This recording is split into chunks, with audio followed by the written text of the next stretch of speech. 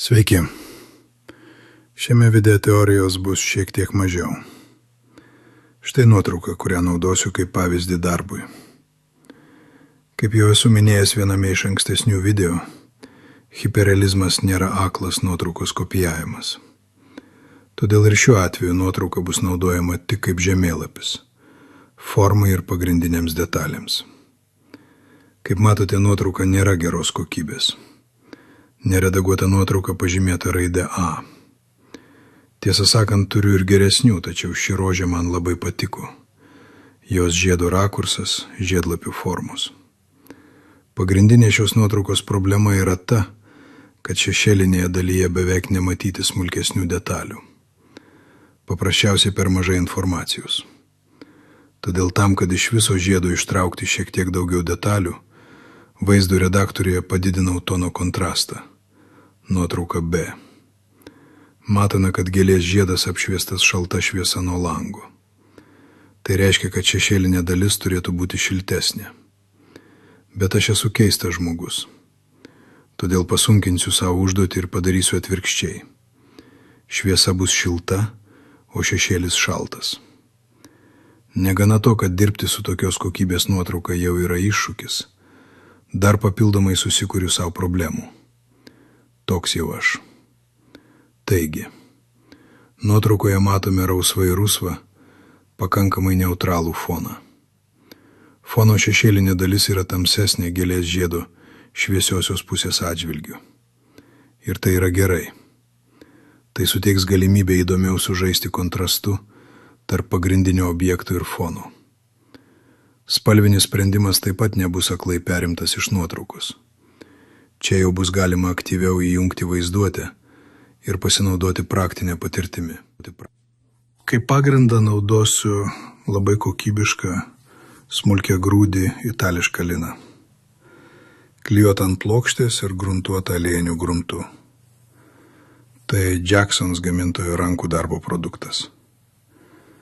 Esu dirbęs ant šios lino plokštės ir anksčiau ir esu labai patenkintas jos kokybę. Nuorodą į konkretų produktą įdėsiu šio video apraše. Teptukai dažniausiai mano naudojami Winsor & Newton Scepter Gold antros serijos. Taip pat keletas Rosemary ir Co teptukų. Suliejimui ir potėpio švelninimui taip pat pasinaudosiu vėduokliniu Daler Rauniai teptuku ir kosmetiniais teptukais. Kokius dažus naudosiu, jau paminėjau ankstesnėme video. Piešinį pasiruošiu ant popieriaus. Be detalių, tik pagrindiniai kontūrai. Šiam reikalui galima naudoti bet kokį plonesnį popierių. Geriausias specialus kopijavimo popierius. Pavyzdžiui, Hahnemühle pusiau permatomas popierius eskizams. Aš šį kartą panaudojau paprastą kanceliarinį popierių spausdintuvams. Turiu jo daug, tad negaila. Dažams naudoju greitai džiūstantį degintos umbros pigmentą. Užtepus dažus, svarbu popieriniu rankšluosčiu ar skudurėliu gerai nuvalyti jų perteklių. Dažai neturėtų tepti grunto paviršiaus, bet turi palikti aiškias žymes ten, kur reikia.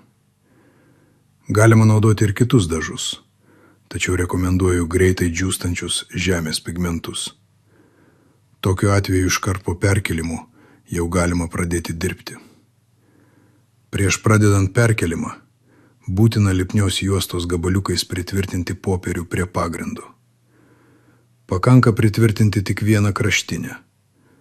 Tai perkėlimo metu galima atkėlus popierių stebėti, kaip žymės persikelia ant grunto.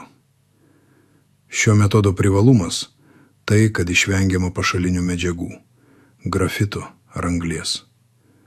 Net ir piešiant tiesiogiai ant pagrindo, dažniausiai nepavyksta jo visiškai neištepti.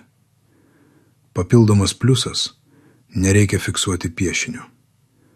Tai pagerina dažų sluoksnio sukibimą su gruntu, o dirbant ant aliejinio grunto tai yra ypač svarbu. Yra ir nedidelis minusas. Šis metodas nelabai tinka tada, kai drobė yra užtempta ant porėmio. Tokiu atveju yra rizika deformuoti drobę, netyčia stipriau paspaudus ranką ar rašikliu. Nedidelės deformacijos dažniausiai atsistato, jei drobė yra tinkamai praklijuota ir gruntuota, o gruntas pakankamai elastingas. Esu naudojęs šį metodą mažesnio formato drobėms, tačiau didesniems darbams nerizikavau. Jei pagrindas yra plokštė, šis metodas tinka puikiai.